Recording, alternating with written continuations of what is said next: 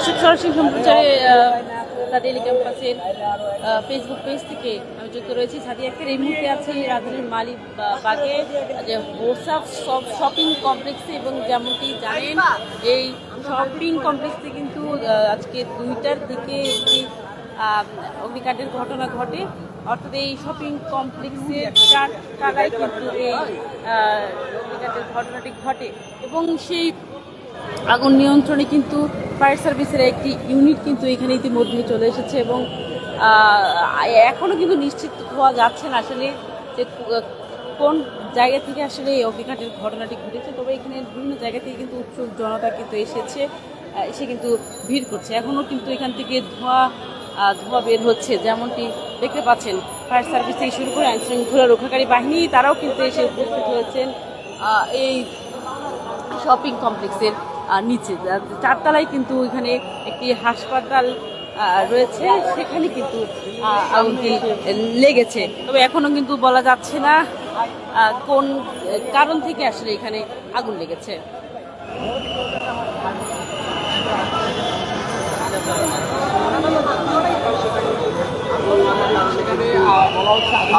সমস্যা হয় সার্ভিসের একটি কাজ করে, এবং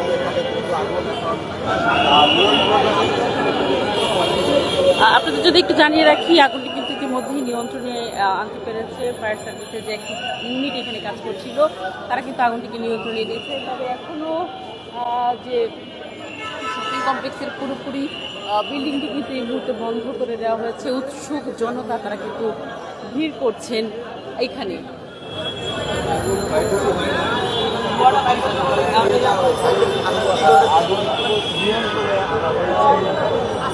ছয়তলার ভিতরে যতটুকু সম্ভব শর্ট সার্কিটটা হয়েছে, 5 তলা বা 6 তলার ভিতরে এরকম কিছু একটা হবে, যেহেতু একটা ওদিকে হয়, ওই কারণে হয়তো কিছু একটা হয়েছে আর কি। তো মোটামুটি সবাই বাইরে দিতে পারছে, এটা কোনো সমস্যা নেই। একজন শুধু একটু অসুস্থ হয়ে গেছে, অক্সিজেন অভাবে তারা নিয়ে গেছে, আর মোটামুটি সবাই বাইরে দিতে পারছে। আমরা গাড়ি পার্কিং গেছিলাম, পার্কিংতে বাইরে নিতে পারছি মোটামুটি। এখন ধোঁয়াটা বাইরে হওয়ার কারণে এত আতঙ্কটা, এখনো দেখছেন কত ধোঁয়া। মূলত ধোঁয়াটা বাইরে দিতে পারলো বা গ্লাসগুলো যদি ওরকম মানে খোলামেলা থাকতে পারতো, তাহলে ইটা বাইরে দিলে আলহামদুলিল্লাহ আর কোনো সমস্যা ছিল। অনেকে বলছে যে এসি থেকে শর্ট সার্কিট হয়ে, এখন আসলে এসি থেকে হয়েছে না ইয়াতে সরকার কিছুটা একটা তো হয়েছে। এখন আসলে মূলত কি হয়েছে এটা তো আসলে কেউ দেখে নাই, আমরাও দেখি না। মসজিদে ছিলাম, গাড়ি ছিল ভিতরে, আলহামদুলিল্লাহ বাইরে দিতে পারছে, এটা হলো বড় জিনিস। অনেকে বাইরে দিতে পারছে, মানে খুবই করে কষ্ট করে বাইরে দিতে পারছে। এমনি আলহামদুলিল্লাহ কোনো বড় ধরনের ঝামেলা না, এটাই শুকরিয়া আল্লাহর কাছে। আচ্ছা, রাজধানীতে বিশেষ করে শপিং কমপ্লেক্স গুলোতে কিন্তু বিশেষ করে আগুন লাগার ঘটনা ঘটছে। তো এই ঘটনাগুলো যে হচ্ছে, এর সাথে মালিক পক্ষের মানে যে ধরনের নিরাপত্তা থাকা দরকার রাজধানীর শপিং কমপ্লেক্সগুলো বলেন, হসপিটাল বলেন, এবং অন্যান্য যে সকল ভবনগুলো রয়েছে, এই ভবনগুলোতে যে ধরনের গুরুত্বপূর্ণ বিশেষ করে ফায়ার সার্ভিসের সরঞ্জাম থাকার কথা, এগুলো কি আদৌ আছে কিনা, এই বিষয়গুলোকে আসলে কিভাবে দেখছেন আপনারা? আমাদের দেশের ভাই এই একটা প্রশ্ন করছেন, খুব সুন্দর একটা প্রশ্ন করছেন। আমাদের দেশের একটা সমস্যাটা কি জানেন? যেটা বাংলাদেশের সমস্যাটা, আমার 40 বছর বয়স, আমি যা দেখলাম, কেউ যদি মারা যাবে বড় দুর্ঘটনা, তখন এটা তদারকি হয়। এই যে যেমন আপনি যে প্রশ্নটা করছেন যে মার্কেট এটা আছে কিনা, এটা এখন আসবে কেন? এটা একটা মার্কেট, এটা তো আর কথা ছিল আরো আগে, একটা মানুষের নিরাপত্তা করার দরকার ছিল। কিন্তু আমাদের দেশের সমস্যাটা হইলো কি, এই 40 বছর আমার বয়স আমি যা দেখলাম যে একটা দুর্ঘটনা ঘটলে আমাদের সমস্যা হয়, দুর্ঘটনা আগে হয় না।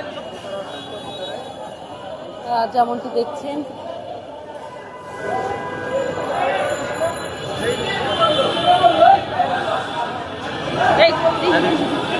কিসে কি বলছে?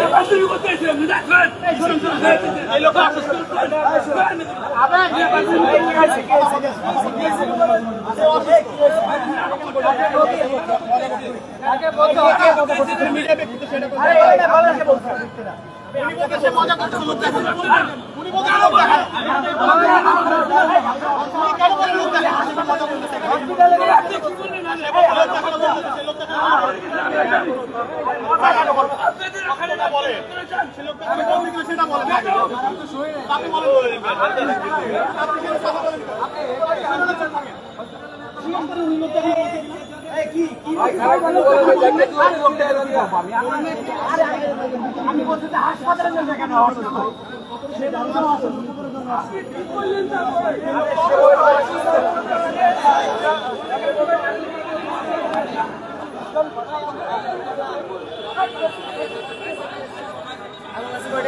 তাদের মেন্টাল ব্যবস্থা এখন ঠিক নেই। এখানে যারা কেন বলবো না অসুস্থ হাসপাতালে কথা বলছে কি অন্যায় এরা কোথাকার কেছে এরা কেন ভালো না কিছু না